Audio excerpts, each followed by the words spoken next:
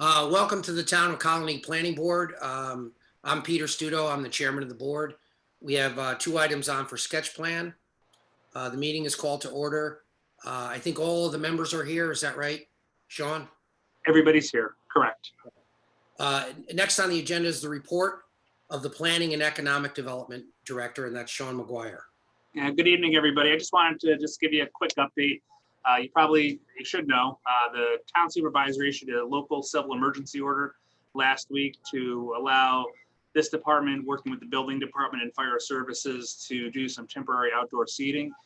We were not expecting, as you may also know, that the governor opened out the outdoor seating requirement and in phase 2. We were not expecting restaurants open in phase 3, and we were expecting some outdoor seating to come, but they fast forwarded that on us. And so we've been working to get that resolved, and you'll see a couple of places around town have some outdoor seating. We've worked with them on that. We've issued 3 approvals so far, and we have a couple more in the pipeline. So that, that emergency order, what that did was suspended some of the requirements for site plan review and allowed us to do that up until October 15th. So by October 15th in the order, unless it's otherwise rescinded or changed, we'll be doing just those temporary reviews.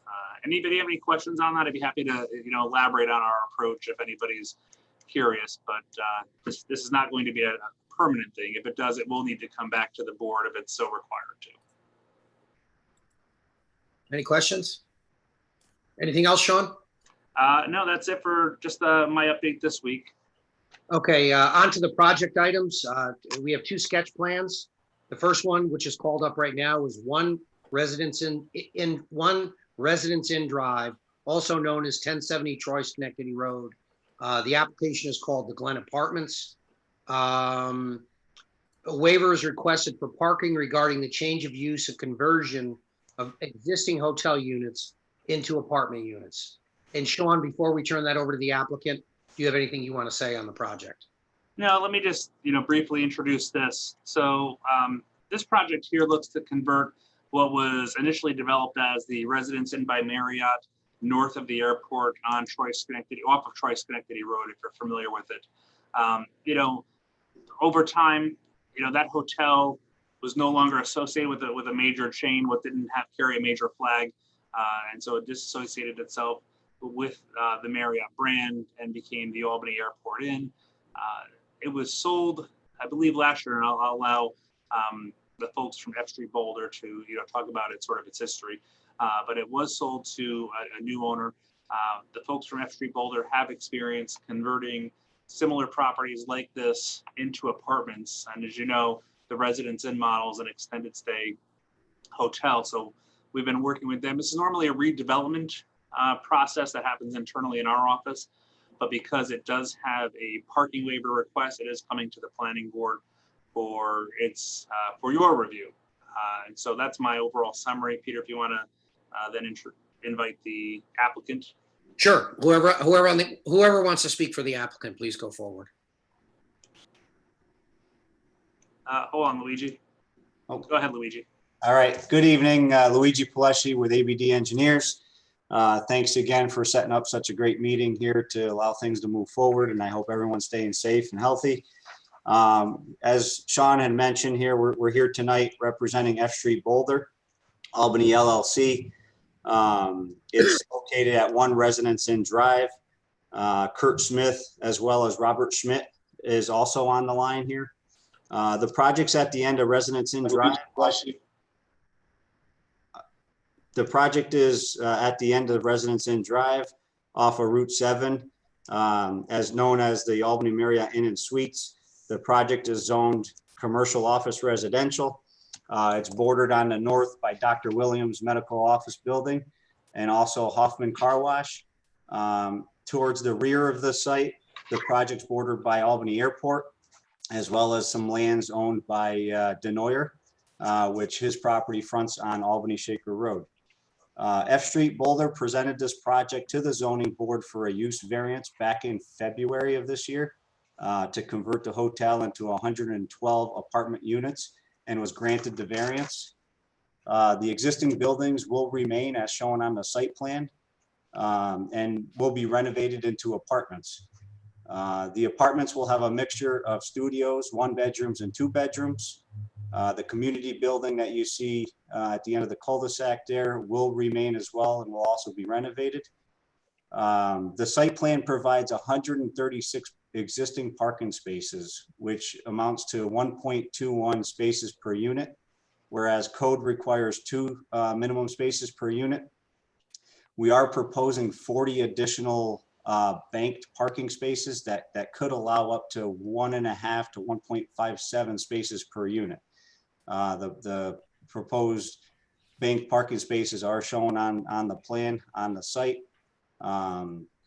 We feel that the amount of existing parking spaces are sufficient for this project. The applicant does have some experience with managing the parking spaces for each of these residents, as well as the studios that are mixed within this project don't require a higher demand for parking. As Sean mentioned, we're here tonight to request a waiver for parking spaces by the planning board. And then additionally, we are proposing a new sidewalk from this project along Residence Inn Drive. It's located on the west side of Residence Inn Drive, and that'll go from our project all the way to Troy Schenectady Road. So that's pretty much the site plan in a nutshell. I think at this time I'll turn it over to either Kurt or Robert to kind of give them a little background of who they are and what they do on a project like this. Luigi, before you get started, you talked about a variance being granted. Can you repeat that? It was a little garbled and I didn't really understand it. Yeah, so a use variance was required. They went to the zoning board back in February because this is in the core residential zone. Okay. And core obviously allows apartments, but it has a mixture of apartments and commercial, but the commercial component is not considered here. So a use variance was required and it was granted back in February. Okay, thank you. Okay. Thanks, Luigi. This is Robert Schmidt with Boulder Venture. Boulder Venture is half of the partnership between F Street Capital and Boulder Venture. Both companies are located in Milwaukee, Wisconsin. This is the second project like this that we've undertaken of a conversion of a former Marriott Residence Inn. The reason these are great conversions is they actually weren't really designed like a typical hotel. They're really designed like a cluster of 8 family apartment buildings with individual doors. The unit mix is weighted heavily towards 1 bedrooms. We have 84 1-bedroom units and 28 2-bedroom units. That's why the parking does work out at less than 1.5 to 1. And we've got 3.5 years of experience of running a nearly identical project like this with no parking challenges. Okay. Anything else from the applicant at this point? No, but we're ready to answer your. Okay. Well, I'll go down the line. Chief Hyder, do you have any questions? Yeah, the existing office, I think that's like 6,000 or 8,000 square feet. What is the purpose of that going forward? Like our other project, we convert that into a clubhouse and community room. There's currently a commercial laundry facility in there that we will convert to self-serve operated machines. So it'll be gathering spaces, TVs, lounge spaces, the management office, and self-serve laundry. And the only other thing is you're going from 112 units to 112 units, but you got quite a few, either studios or 2 bedrooms. Were there existing 2-bedroom units in those buildings before? Correct. Okay. There are 28 2-bedroom units. So you're just matching unit to unit at that point. That's correct. Okay. Hey everybody, this is Kurt Smith from Boulder Venture. Sean and Mike, I sent over some photographs earlier this week with before and after pictures of that reception lobby area converted over to the clubhouse. Could you possibly pull those up for us? Yep, let me do that right now. Hold on one moment. And then just to correct one thing, we actually have 14 two-bedrooms and not 28. So there are actually 68 studio units. There are 30 one-bedroom units and 14 two-bedroom units. My apology. Thanks, Kurt, for clarifying that. Yeah, and I'd love to show you before and after photos of our units, but they're effectively the same thing with the furniture taken out and paint and carpeting where necessary. Obviously, people live in our community here in Milwaukee. We're currently 100% full. So that's a photograph of the lobby and reception area originally when we bought the property here in Milwaukee, Wisconsin. So that's going on about 5 or 6 years ago. And then Sean, if you can, so that's the current version where obviously we've updated everything. We've painted it. We put in the wood accents, new chandeliers, hardwood floors. And then Sean, if you can scroll to the laundry facility photograph. So that's a laundry facility for our residents that we incorporated into the clubhouse area. I don't know if anybody on the planning board has stayed at a residence in property, but the residential laundry facility really is a closet. So we incorporate that into the clubhouse area so that people can do their laundry, they can socialize, they can hang out in a nice environment. I don't know what other photos we might have sent over to you, Sean, but yeah, and that's the fitness facility that we installed in Glendale. The good news is that at the property in Colonie, that fitness facility actually already exists and looks very similar, which is great. So yeah, that gives you a good visual of what we do to the clubhouse area. The average age of the tenant and the makeup of kids? Well, because we have predominantly studio units, we have a wide range of single people, younger couples, but we don't have a lot of kids at the property, only because the units are primarily studios and one bedrooms and not 2 or 3 bedroom units. Age range, I don't know exactly. I imagine it runs a full gamut. Okay, thanks. That's all, Peter. Craig Shamlian? Can you give us an idea of what you're anticipating in charging for rent? Yeah, for the studio units, we're anticipating $800 a month. For the one bedroom units, we're anticipating $900 a month. And for the 2 bedroom units, I believe we're anticipating $1,100 per month. Okay. And then this may be directed more to staff, but normally when we have people bank parking, we kind of never think that they're ever going to need it. In this case, I mean, I understand the mix, but certainly I think there's probably a higher likelihood on this project than on other projects that we typically see where the bank parking might be needed. What exactly is the trigger for that, Sean? And as I say, usually we're the other way, and we hope it never gets used, and it usually doesn't. Yeah, I think over time, we're going to look at the performance of this site. The team here from Boulder Ventures and F Street Capital have explained to us that they have an assigned parking process. So every unit is assigned a spot, I believe. And correct me if I'm wrong here, Kurt, or you'll number the spots, you'll assign those spots to the residents in the lease, and there will be some parking set aside for guests. About how many spots per guest will you have, Kurt? Yeah, so we have 112 units, and correct me if I'm wrong, Luigi, we have 136 parking spaces currently. Correct. So what we've done here in Milwaukee, every lease, every unit gets 1 parking space. And then the additional parking is for guests and employees. All the spaces are numbered. In Milwaukee, we did have to ticket cars, and we actually did have to tow some cars in the beginning of our ownership. The good news is that when you take those steps, you usually get the notice. Everybody gets the notice on property that these guys are serious about parking, and they're going to manage it correctly. So since then, we have not had a problem with parking.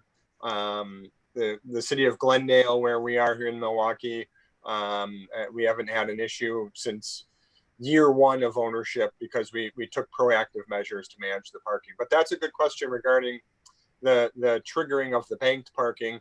We certainly can continue working with Sean and Mike and their team on making sure the parking is working. And also, if I, one more thing, recognizing this, we have worked with the applicant to bring a sidewalk up from the property to Troy Schenectady Road. That was something that, we discussed. And I think that's also, part of our approach here, and being okay with the parking waiver and banking some of that parking for later, is that we will have a connection to transit. Can you show us where the bank parking is, Sean, if you haven't already? If you didn't, I missed it. You'll see there's 32 bank parking spaces right here. Okay, thank you. Is that going to be grass? Yeah, currently grass. Currently grass, yes. I mean, if I'm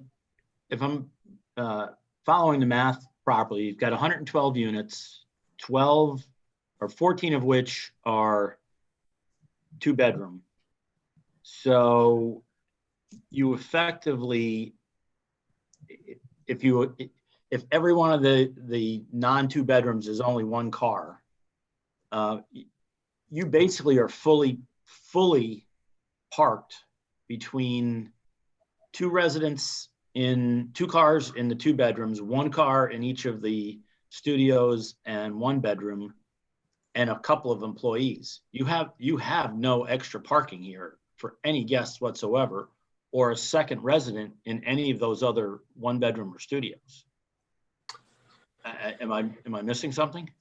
Yeah, each unit, regardless of studio or 2-bedroom, is going to get 1 parking space. That's how we have managed Milwaukee. I understand what your lease says, but where are guests going to park if you don't build these bank parking spaces? And where are a second resident in a 1-bedroom, where are they going to park? Well, because you don't have enough spots here to account for even 5 guests on property, let alone Let me ask you this. You're supposed to have 224 spaces. You're going to go up. Right now you have 144 existing. You want to go up to 184 total spaces with 40 banked.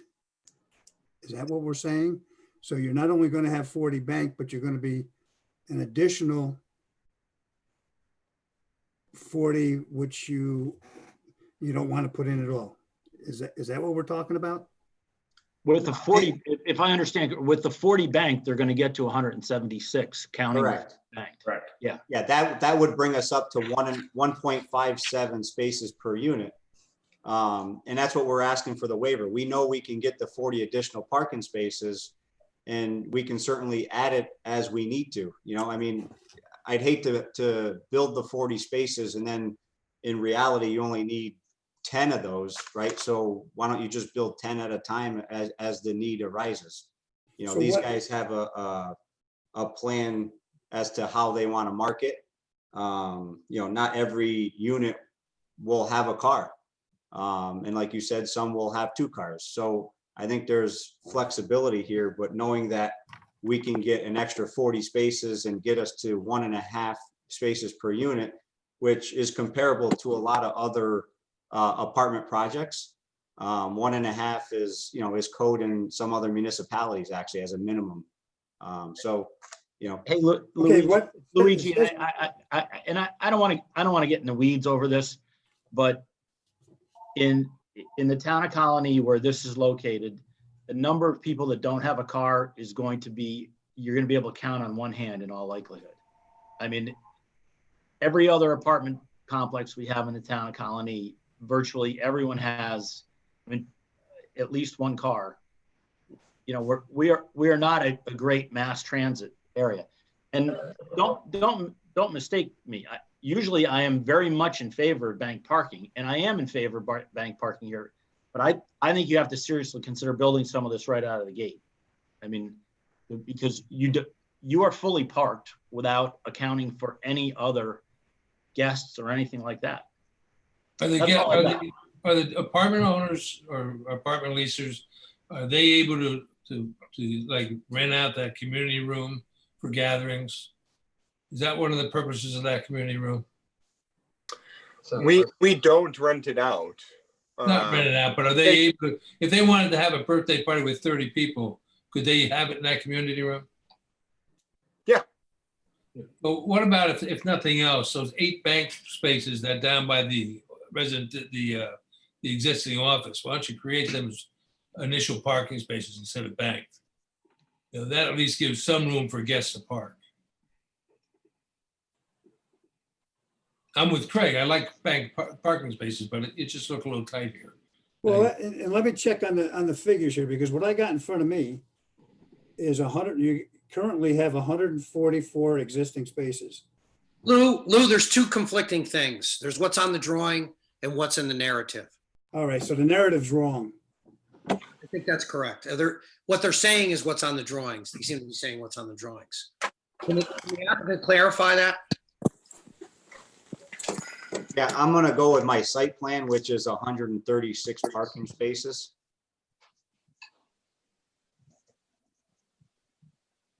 But I mean, I don't think we're arguing over a few extra spaces, from one versus the other, right? It's 136 versus 144 is not a significant amount. Since the board is the entity that's, being requested to grant the waiver, if it does make the board more comfortable to add the parking right off the get-go, then that's at the board's discretion. And that's, if that's the way the board Wouldn't we feels. need the waiver anyways, because we're not meeting the 2 spaces per unit? Right, Yes. but to get you closer, if it makes the board comfortable to want the build out right away to bring you closer to that number in order for them to feel comfortable to grant the waiver, that's what it is. That's why we're having these discussions. Absolutely. Gotcha.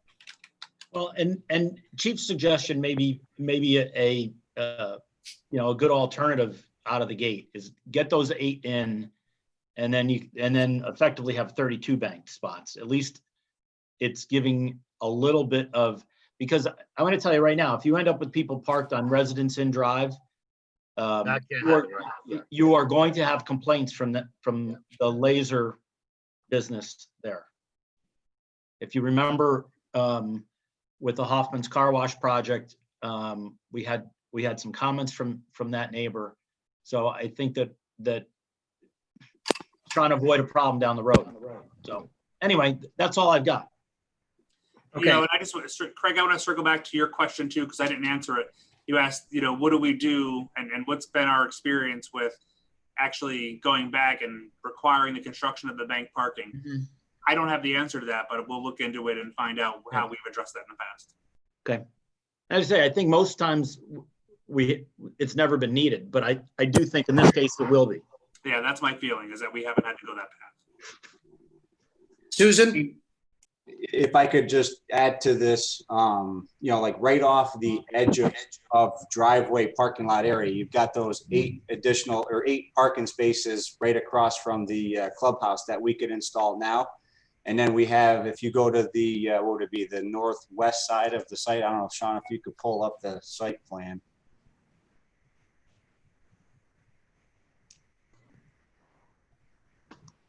If we're talking right off the gate, installing some parking, you see the 4 additional spaces right next to that hydrant, and then there's a 1 right. So right in that area, right, we could get another 4, 5, 6, 7, 8, 9, probably 10 more spaces in that area, right, which would bring us to 149, 150-ish right off the gate. I'd hate to go in and, at this time and rip out those trees you know, and put all that pavement in if we really don't need it, you know, but I think I understand what you're coming from as far as, you know, can we provide, how many can we provide off the gate, I think is what I'm taking from it. And, you know, I think we could provide those 13 parking spaces right off the gate, if that would make the board feel a little more comfortable. And then still have the others as banked. I And would echo, we're happy to do that. echo what Luigi said. I we're think fine that's a doing good that. idea to add those 13. And, you know, we may never get past 90 or 95% occupancy, so we'll always have a number of unassigned stalls. But I think those 13 make sense right off the bat. Good. Okay. Susan? But where are these, the units, are they the different bedroom units, are they dispersed all over, or are they in different, tend to be in different buildings? In other words, are these studios uniformly each have the same number of 1 bedrooms and 2 bedrooms? Yeah, it's uniform. Uniformly dispersed. And first of all, I think it's a great project. I really like the project. My concern is the parking, not only the number of spots, but where the spots are as well, because people don't like to walk. I mean, is there any other way of adding additional spots in places that are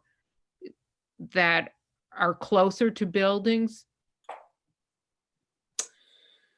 I don't think so. You know, Yeah. this is, you know, logistically the easiest place to add spots. They will predominantly be for guests, frankly. The 13 spaces that we're talking about adding, rather than for residents. And the guests will more than likely be going to the clubhouse, or they'll have to walk. This is the most approachable way to adding parking spaces. But what about, Sean, can you make the picture so you can just see it, the entire plan? You know, I mean, is there a possibility of adding them by, building 7 or back that way? You know, we don't have enough circulation to get cars back there. You're around 7, 8, 9, that's what I'm looking at. It gets pretty wet back there. Okay. And we don't want to encourage people going into that part of the property. There isn't much, you know, you've got the airport in that area, and you've got the back of our property. It's pretty wooded, and we'd like to keep that as a natural setting for our residents, rather than starting to clear trees and open up the visibility of the airport.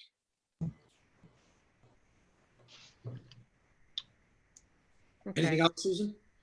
No, it's just say look into more parking, that's all. But I think it's a great project. Okay. Lou? I think it's a great project, also a good reuse of the property. Again, my concerns would be with the parking, and we've pretty much covered that. And I really think you probably should add the 13 parking spaces. Okay. Chip? Chip, are you there? Is he muted? Yep, hold on. Go ahead, Chip. Okay. Now there's 68, 68 studios, right? Correct. 14 2 bedrooms Correct. and 31 1 bedroom. 31 bedrooms. That's 113. There's 112. Calling 112, huh? There's 31 bedrooms. So that's 113. No, No, 30. 31. 30. Oh, 30. In the narrative, it says there's 32 1-bedrooms. I don't know where else it says. There's Yeah, it says 31 1 bedrooms. And then I'm looking at the summary. on the Okay. drawing. I'm in favor. You know, I'm all in on this parking. I think you really need to boost it up. How big are these 2 bedroom units, square footage? I believe they're around 800 square feet. Okay. All right. What is the excuse me, archaeological site near that you border on, or Archaeological? archaeological? Yes. Yeah, there would be none that, this project has been already developed years ago. So, you know, we're not proposing to modify anything on the site other than adjoining the existing parking lot. So I don't feel that there's any No. archaeological here. It's a matter of curiosity because I read in the The EAF. EAF that you're either a butt or you have archaeological site.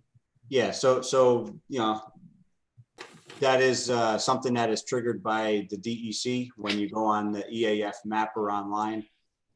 You know, it's in their database. So, you know, there could very well be something close by, but there's none on this You project. don't know what it is. There's none on this project. Okay. Project doesn't trigger a investigation in that regard. Because Right. No, I know that. My question was, I just wondered if he knew what archaeological site bordered their property. No, you know, a lot of times you're in that sensitive area doesn't mean that there is an archaeological site. It's All right. just a sensitive area.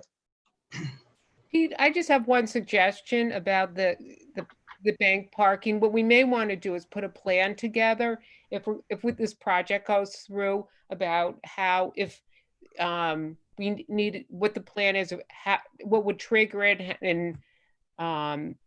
and so everyone would know at what point, if we need additional parking, what the points are, and then we could have a plan so we don't have to figure it out as we go along and make it as part of the total project.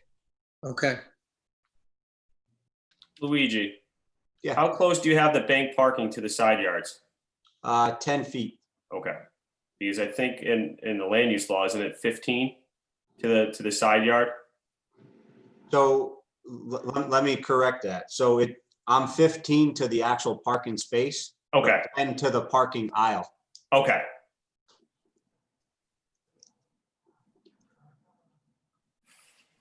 Chip, any more questions? No, that's it. My main concern was the parking. Paul? Yeah, just a couple of things. I gotta go along with Susan. I would like to have some kind of a plan in place that would trigger extra parking. As far as the bank parking is concerned, if they don't have enough parking, that's basically their business model problem. That's their problem. They would have to come back to the town anyway. You know, we shouldn't be getting involved in people in somebody's business plan, as far as I'm concerned. That's just me. The other part for me is, can we talk about the outdoor amenities for people that are going to be living there 12 months a year? Sure. We have an outdoor pool. We have an outdoor hot tub. We have a sport court that has basketball hoops, and you can put other nets in the middle, whether it's a pickleball net or tennis, you know, kind of a miniature tennis net you could put in there. You could also do volleyball. We have kind of an outdoor grilling area. We have a lounge and kind of relax area, also outdoors. Interior, we have a fitness center, and we will have a clubhouse. The clubhouse will have different, you know, gathering areas. We'll also have, you know, a meeting room. You know, if somebody wants to have a meeting with 5 or 6 people, whether it's business or pleasure, they can also do that and separate themselves from the other parts of the clubhouse.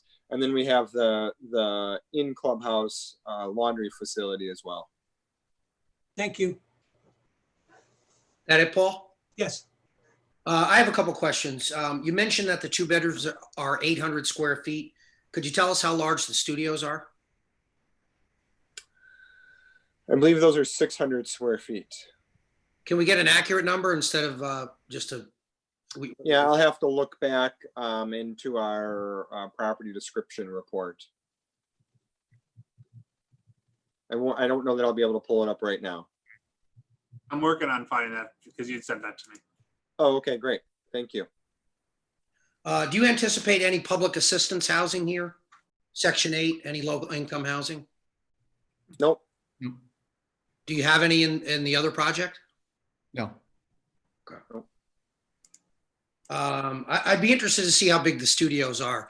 I guess studios are marketable. I'm worried if they're too small. I'm worried, you don't have enough parking. I don't know what the internal layout is, but I was hoping and thinking, or in an ideal world, maybe some walls could be broken down to make bigger units. Then you'd have fewer units and perhaps less stress on the parking. Somebody made a statement that some of the residents won't have cars. I think you're going to have very few residents without cars, if any. That's my opinion.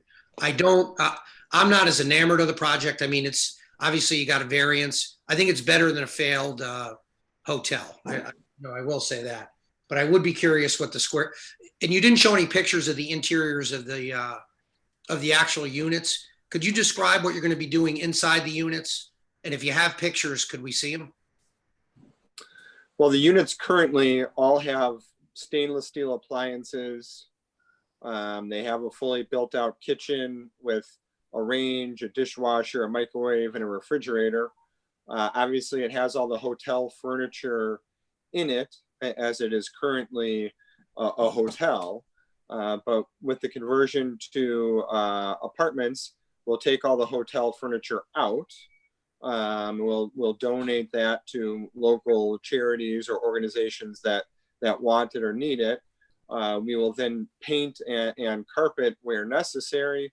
We'll obviously clean up any units that need to be cleaned up, but the kitchens really are quite nice. If you, Sean or Mike, I believe we've sent you some photographs of the units as they are. Otherwise, I know you've been directed to our website for our property here in Milwaukee, and the units are the same thing in terms of stainless steel appliances and a hotel with furniture in it to be removed. When was the last time that the Residence Inn updated? Went through and updated appliances and whatnot? I'm just curious. I believe they had to do that within the past 5 to 8 years as part of a property improvement plan. It's called a PIP in the hotel industry. Marriott will say, hey, we need you to update this property. The owner or landlord then goes and makes those improvements in order for Marriott to continue operating out of the location. Yeah, the other comment I'll make is, it's a conversion and it's a reuse of the property. I understand that. Under a more ideal situation, I think the laundry in the modern buildings, the laundry, each unit has its own laundry unit. Are any of the units here going to have laundry, or is it all going to be community laundry? It's going to be community laundry. Okay, thank you. Is there anybody else that wants to speak? Yeah, I just wanted to, circle back to Craig's comment. If this did get down to a point where we had to address the parking, let's say we found that the parking is starting to file its way up to Residence Inn Drive, and we've got reports of that. Our typical process would be to go to enforcement to handle that. We issue a notice of violation, order to remedy, and then they're on notice to address that. And if there's not a plan and a remedy in place, then there will be an appearance ticket, and it will be it'll be handled through the courts. Okay. That's been handled in the past. Yeah, you're right, Sean. Yeah. Yeah, we do have an enforcement mechanism. Okay, this is listed as sketch plan. So sketch plan, according to our procedure, we don't take a vote. So I would suggest the applicant come back with a reconfigured parking plan in accordance with what was discussed today. Maybe have pictures of the interiors. And if there's any other questions, like what the size of the studios are and the layout, if you could answer those. And if you want to talk more about enforcement and what's going to trigger, I know Sean just addressed it, but what's going to trigger the use of the bank spaces? Is there anything else the board's going to want to see? I just want to confirm that, I've heard the number about 13 spaces or those spaces off to the side. what's the general consensus of the board here for, an increase in parking? Is it the full build out or is it a smaller number? I think 13 is, in my view, 13 is heading in the right direction. And, as Susan suggested, as long as there's a definitive plan for moving forward, if they need more, again, that's my opinion. In the past, the trigger has generally been if a complaint comes through, we address it with the property owner, and they'll be forced to build it out.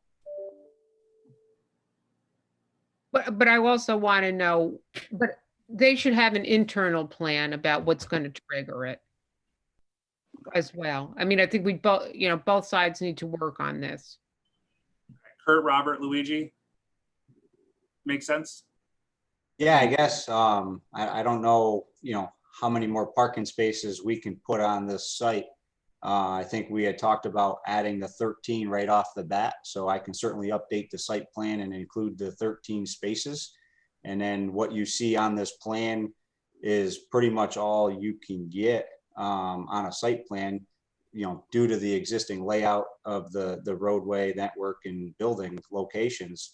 So, I was kind of hoping tonight that, we would get the waiver based on what we're proposing here. And I think it's really just a matter of, how many do you want right off the bat or not, so, but we can certainly update the site plan and at least start with those 13 and get some of the other information. That's what the board wants, and, keep moving ahead. And a discussion about how, what will be the trigger to cause you to build out those other bank parking spaces? I think that I hear that as also the outstanding question too. Say that again, I'm sorry. What will be the trigger for the bank's parking spaces to be constructed beyond that 13? And it can come from both places, both from the developer and from the town, if what they're when they would be requiring the bank parking spaces to be On our end, if it was to be, if on our end, we would just make a phone call and say you have to do a full build out of the spaces because we've received a complaint of excess parking. It's as simple as that. On our end. But I think it should be all part of a plan. I agree. If that's a trigger from the town's point of view, then just put it in as part of the plan so everybody knows. Susan, when we write this this motion, this resolution for the waiver of the parking, we'll include that trigger in the resolution. Will that be okay? Yes. Thank you. Yeah, and just for the applicant, this is listed on our agenda as sketch plan. That's a non-voting item.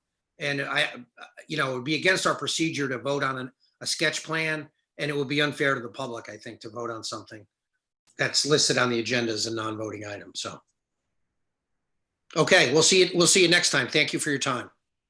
Thank you. Thank you. Thank you. Next item on the agenda is 406 Auto Park Drive.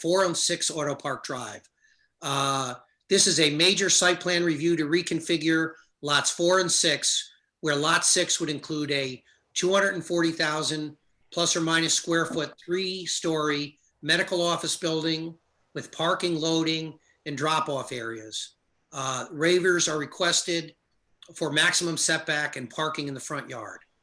I'll turn this over to the Planning Department Director for any introductory comments in addition to that. Well, I'm going to defer if I can impose upon Zach to introduce this while I pull the files up. Sure. Yeah, of course. We had the DCC meeting late May, and all the departments gave the comments to the applicant. Just a couple things that are going to come up. An ODA is going to be required for 4 airport park or auto park due to the front yard setback and not having access off of that. The other waivers that are typically there's a parking waiver of 96 spaces.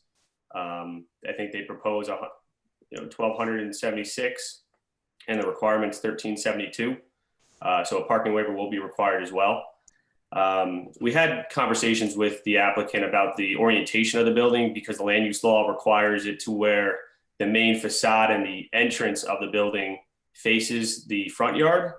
And currently it's where it's on the eastern side of the property. So that would also require another waiver as well. But I'd let the applicant go ahead and do the presentation.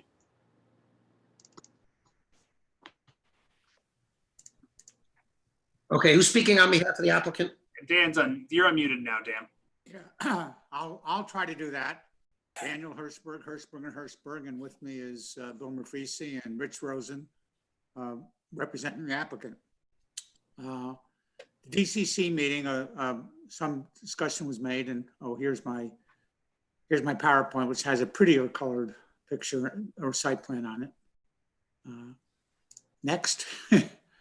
So the major question was the orientation of the building. And the feeling was why we orient this way, that the main entrance is right here. And the visibility of the main entrance coming down Auto Park Drive, will really open up, exactly where you're going. There's a secondary entrance at the rear, and that's to keep walking distance from other parking spots from being excessive. But the main entrance is here, and it'll be, an attractive entrance, and the goal would be to make that visible from Auto Park Drive.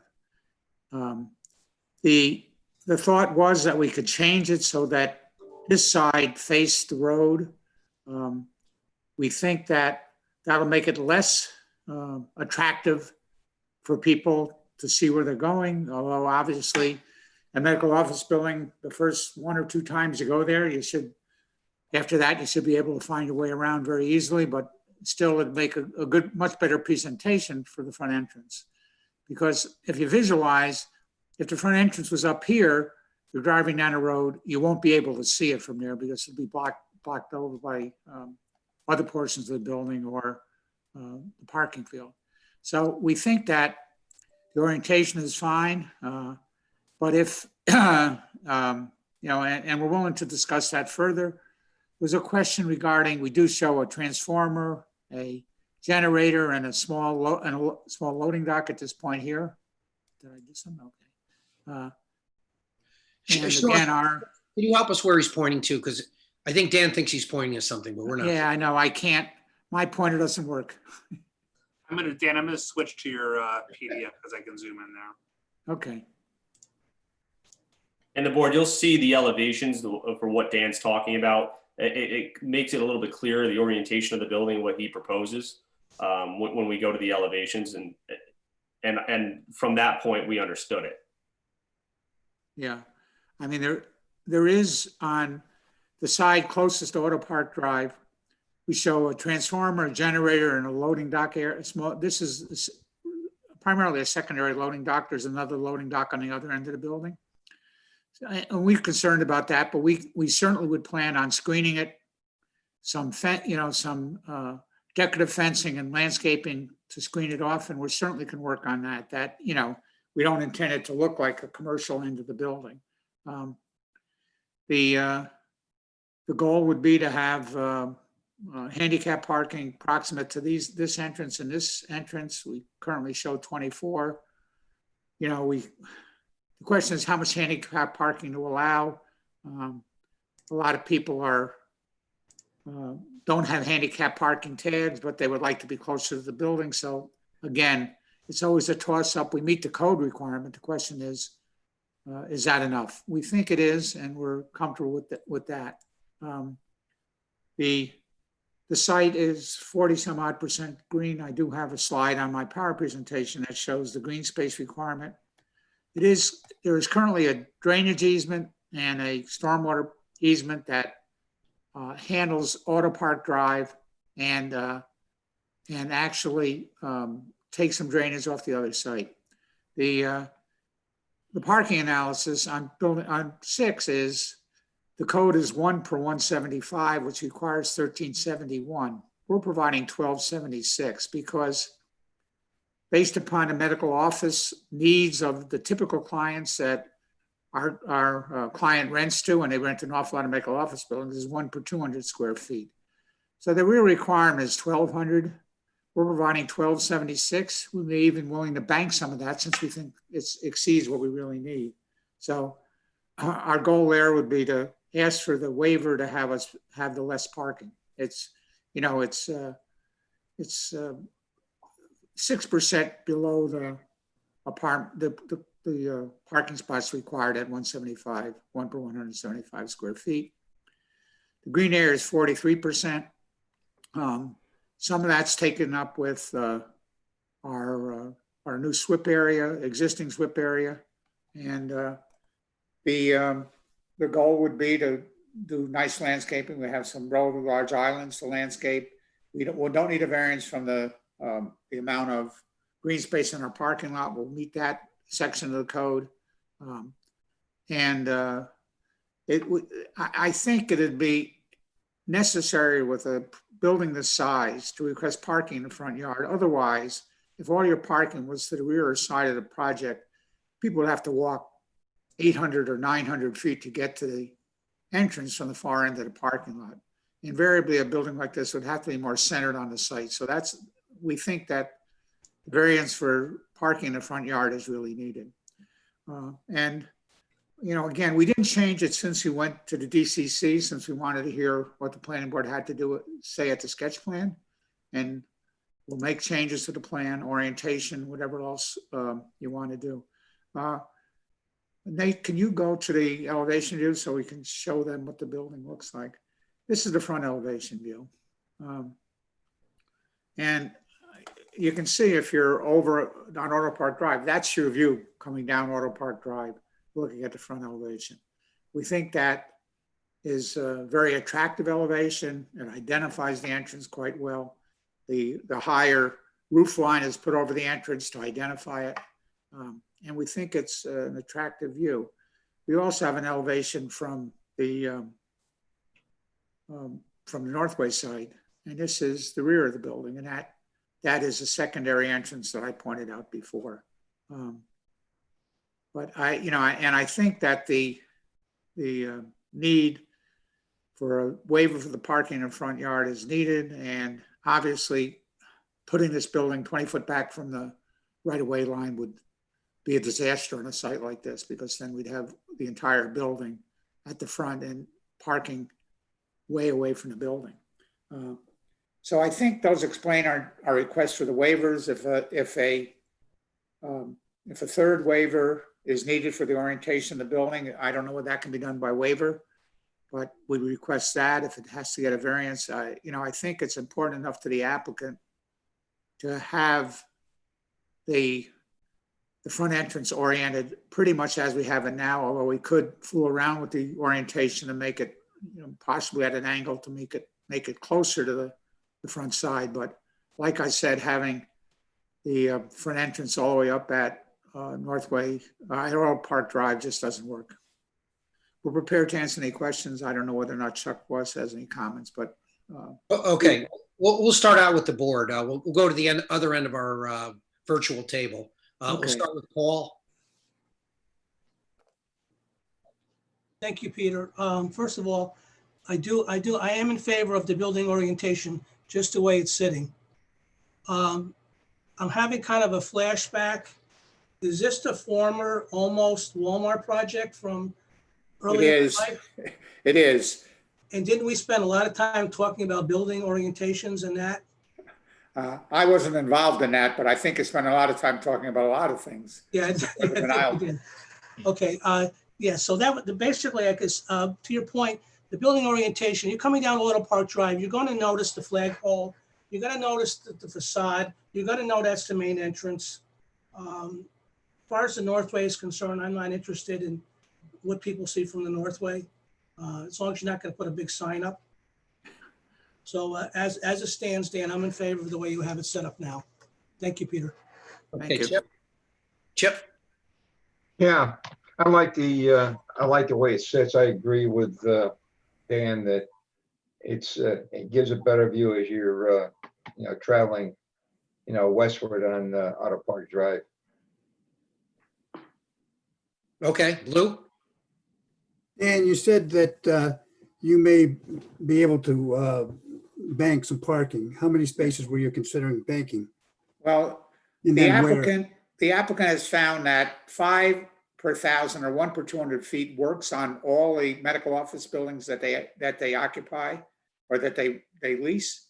So that would take us down to 1,200. We currently show 1,276. We could bank 76 parking spots, and I think that'd be, we can make some significant changes in the layout. I know in that whole area over there where the other buildings are, we've got a lot of asphalt and not a lot of cars on top of it. Yeah. And that's what I'm concerned about there. I like the location of the building, the way you have the building oriented. Yeah. Whereabouts would you think that you would bank those spaces?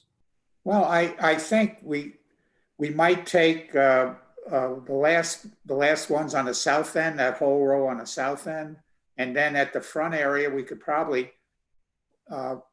we could take some away from the east side of the parking lot. If we, and so that we take a row away from the east side and a row away from the south end. Those are the furthest of the building. And it'll give us more space to do some landscaping that could be removed if we ever have to bank the parking. Yeah, that area there and the line up the east side. That's pretty close to the 76 spots. Okay. But we'd be willing to bank those again, because my client's experience has been that 5 per 1,000 or 1 per 200 square feet is the magic number. Yeah, I would be in favor of the banking. Okay. That's it, Pete. Okay, I think I made a mistake. We usually go to the TDE first to get their comments. So if everybody's okay, before we go to the other side of the table, Chuck, I know you haven't formally reviewed this, but you've heard some of the thrust of what everybody's saying. If you could offer your comments, preliminary though they may be, could you tell us what you think so far? Sure, Peter. Can everybody hear me okay? Yes.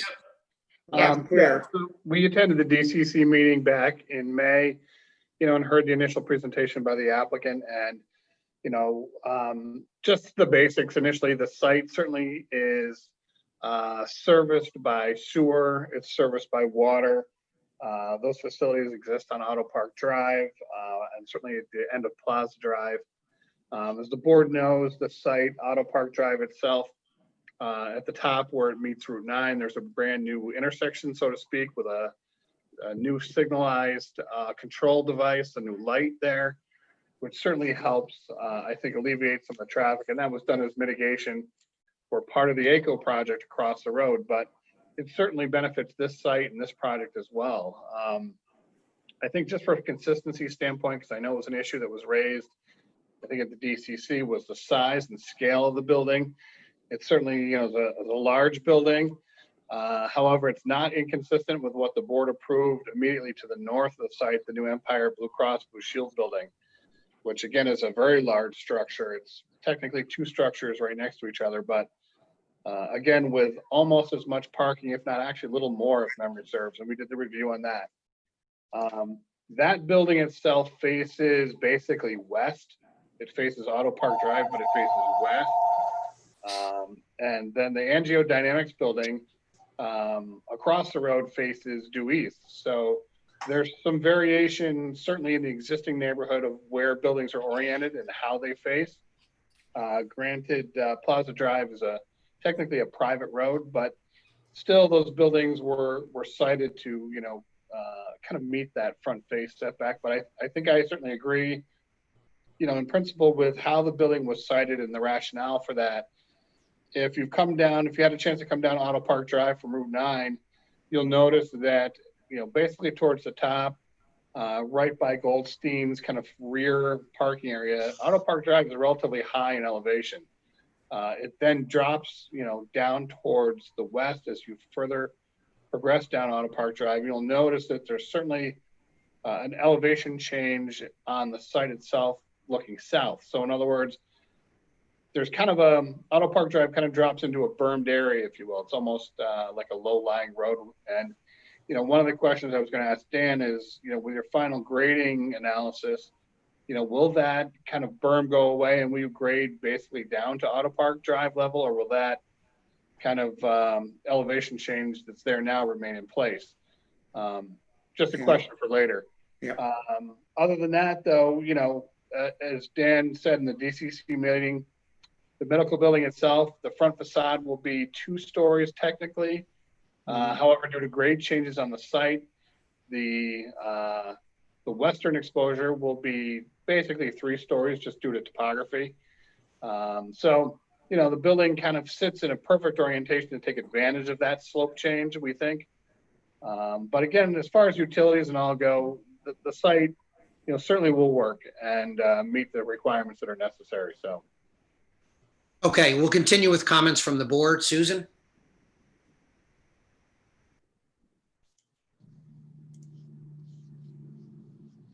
I can't hear her. Can anybody hear her? She's muted. Muted. Susan, you're muted. Thanks.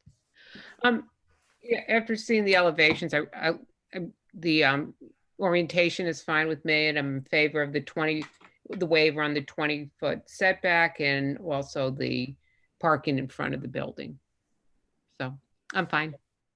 Craig? Do you have an elevation of that loading area that's going to be facing Auto Park? It's going to be at the upper level. The one at the back end, the one at the south end is going to be at the lower level. So we're taking advantage of grade difference going across the building. But do you have an elevation? I didn't mean elevation height. Oh. I meant a view elevation. No, you can sort of see it at the outer edges of our elevation. Yeah, Sean, if you pull up the one that it's from the highway, you'll see it. Yeah. You'll kind of see it right there. Right So there. is that the one facing south or the one facing north? This portion right here should be facing west, and then you'll see the shorter area of the elevation is actually the one facing Auto Park. Okay. Where Sean's cursor is. Okay. I mean, I'm not unhappy with the orientation of the building, but before I say I'm in favor of it, I'd like to see a shot of that, because that is what directly faces Auto Park. And if you go back to the site plan, you don't have an awful lot of green space in between the building and Auto Park. It's pretty thin strip of green space in there that you actually own. Yeah. Again, I'm not saying I'm unhappy with the orientation, but I would like to see what that is going to look like. That's really about it. And well, I guess the only other thing is on parking, unlike the last project, if there's any rationale for going below 1,200 and banking even more than the 76, I mean, I don't know about anybody else, but it seems like you drive by all these medical office buildings, and I think Lou kind of talked about it in relation, I think, to other buildings in this area. There's an awful lot of unused parking, it seems like, as you drive by these buildings. And if we can bank more than 76, I'd be very much in favor of that as well. Well, we can view that with Rich Rosen. He really is the expert on it. He's worked with so many buildings where he had problems for not providing enough parking, and then people want less parking. So again, I'm gonna bow to Rich Rosen's opinion about whether or not they can go below the client's normal needs. That's it, Pete. Okay, Chief Hyder? Yeah, just a couple of things. I'd be curious to know the square footage of 711 and 713 Troy Road. Okay. And then in relation to that, to their parking lots, because their parking lots, you can't even walk through, they're so crowded. Yeah. And so I'd love to know how many they got compared to this with the same square footage and building. So, because I know that is one building that is jammed packed all the time. Yeah, it's the same way over on Everett with the orthopedic building. Yeah, those two buildings are same-day surgery buildings, and depending on the day, depending on how crowded they are. But I just know the 7-Eleven and 713 are crowded all the time. I appreciate Dan's candor in the generator and the transformer out front. I'm working on a project now with a building 1/3 the size, and those two things take up almost the size of a 2-car garage. So I'd be curious to see, like Craig does, want to see how that actually looks for the building, because I think those are going to be two pretty big objects that stick out like a sore thumb there. The other thing I'm curious about is the who owns number 4? And what kind of building is that? What kind of occupation building is that? Because that's sort of stuck in the back there, landlocked between all these parcels. I'm just curious as to what the use of that is compared to what the neighbors are. Well, Rich might help me with that, but Amador retains ownership of 4 Auto Park Drive, and I don't think he has a potential use for it, but Well, again, it's I think. full of construction equipment now. What's that? The lot is full of construction equipment now. Yeah, yeah, but again, I think essentially, if there's an adaptive use for it, I think is what Amador would like to do. That's why we set up the separate parcel with enough parking spaces so that whatever use he has there, and it gives him some space if he had to modify that building. Key element is do we have to provide for an ODA to get to that piece. Right now, they use the easement over the other property right out to Loudon Road, but being through an easement just doesn't satisfy your ODA requirements. Right. Correct. That's it, Peter. Okay, I think my personal opinion is the orientation is fine. I am interested in how the building looks from all sides. So I think parking, I guess, is an open issue. So if it makes sense to bank, I'm in favor. If it doesn't, please educate us on that and do a little more study if you could. Chuck, we have a ways to go on this, right? What's our environmental review? Yeah, it's a type 1 seeker action. So, Dan's going to submit a long EAF. We'll take a look at that. There'll be a traffic analysis that'll be necessary. Full SWIP, everything else that goes with a typically large project like this. So. Okay, can you go back to the big picture again? Because the landlocked parcel, I just want to make sure I understand it a little bit better. I don't know if landlocked is the right word, but I don't know what the current configuration is. So are we creating this landlocked parcel or is it already landlocked? It's pre-existing. The access is off of Route 9 to the east. And there's like a dirt road path that's off Auto Park. Okay. Right. And that's the access from Auto Park is an unimproved. Sean, if you zoom in into the middle of the building, I think that's where the existing lot line is. Dan, correct me if I'm wrong. Yep. Yeah, right here. You see this line here. That's the driveway access. But the actual parcel, the existing parcel, runs through the proposed building right now. So it'd be a lot line adjustment. But due to not having the frontage and access off of Auto Park, that's where the ODA will come into play. Okay, when we say reputed, is there a legal dispute about that, or do we know why it only says reputed ingress and egress? I know. I think it was that at the time they did not have the deed of record in hand. That's why they normally call it a reputed. But I think essentially that easement did appear on sometime after the map was made up. Okay, so if you can clarify that, that'd be helpful. We will. What is the size of the landlocked parcel? I do have a usage table for that one if you want to, if Zach can pull it up from my PowerPoint. Sean's in control. Oh, Sean. While I'm getting to that, to answer your question, Troy Schenectady Road is 260,000 square feet. And how many parking spots? Just had that and I clicked away. It looks like 1144. Okay, so that's less than is proposed here. Right. Yeah. What about that parcels that's set aside? Where's the green space for that? Well, the proposed building 4, it shows the, if you go down a little bit on that slide. Yep. Building area, we have green area on that site as 43.1%. Let's bring it up again. So no, is it that warehouse is still inclusive in this property then, right?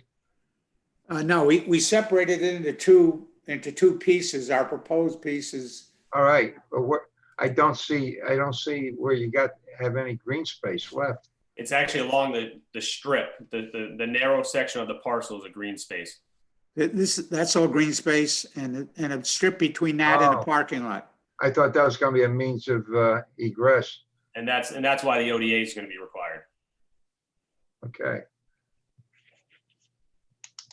It's an odd shaped green space, but it's nice to have green there. Sean, does this take care of all the land up there now? Would this finalize the end of Plaza and the end of Auto Park Drive? I believe so. Maybe there's one more site left. But I think this is, I mean, we're pretty close to the end of the build out there. Okay. Sean, did you ever have a conversation with Jack about the roundabout? No, I didn't. Okay. Can you go back to the site plan for a second? I just want to clarify in my mind. So what is the access to for Auto Park? South side of the south side, right there. Yep. There's an asphalt or pavement.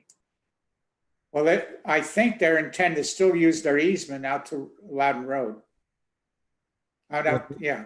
They don't use the gravel driveway. They don't plow it in the winter. Nobody goes over that really. Yeah, Okay, that access easement behind 950 is active. I was down there again today and it's paved. Vehicles come and go up that side road. So, Yep. and it pops right out Yep. to 950, the front of that building. Well, does it make sense to keep that? I mean, we have to ask ourselves whether it makes sense to keep that. If we're reconfiguring this and granting an ODA, we want this to come out in the end, the best. That's my opinion. Yeah, so what they're doing here is they are creating 4 Auto Park with a grass strip of I don't know how wide it is, but 30 feet from wide. essentially from the building to Auto Park Drive. Is that Yeah. correct? Yeah. And essentially, that's the only green space on this property. Oh, there's a little more. And they're relying on the easement to get out to anywhere. Correct? Correct. That just seems like as we get into this, that just seems like a convoluted thing to do. The number of uses that we as a board would approve for that parcel are virtually none. Craig, I think that has been our concern too, is the creation of a flag lot for really the only purpose is to create access that right now we're A, calculating as green space, and B, would probably never get used because the conflict that exists there with the parking lot access. I mean, it would seem to me as that strip at some point is going to need to be paved so that they can get access to that property. And then there's no green space on this property. So, a year from now, 2 years from now, 5 years from now, when they go back, when they come before us and or the ZBA to get a variance because they don't have enough green space, somebody's going to look at this and say, well, they've got a hardship and they should get it. And the reality is they created it. I agree 1,000%. We got to solve the problem now. But that building is actually oriented to take advantage of that. The front entrance is off that driveway. Not that that's much of a concern, given the current state of the tenancy there, but again. Well, it would seem to me as though the parcel itself needs to be larger so that when that driveway is created at some point in the future, that there is then ample green space still existing on this property. And we discussed that at DCC about changing, Almost widening that lot. Widening that, bringing it over here more to be able to create a drive and a connection down to that property. Or taking that line where you have the cursor right now, the red line, and moving it north. So there's actually green space around the building. Because what the building that's there now isn't going to be there. I mean, it's a warehouse building. That building may not be there forever. And the ability to have some green space around whatever ultimately gets built in its place would be, I think, more beneficial than widening the flagpole, if you will. Well, secondary purpose of green space is to beautify the property, and that needs all it can get.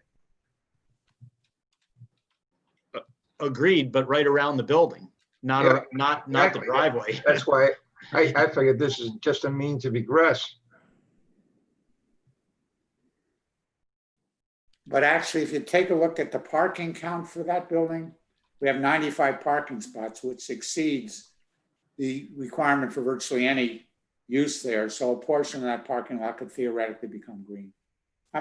Since we have no idea what the eventual use might be, we're sort of shooting in the dark, but we can take a crack at laying out some of the potential uses for the building and see whether or not we can make a layout that works better with you folks to satisfy some of your concerns.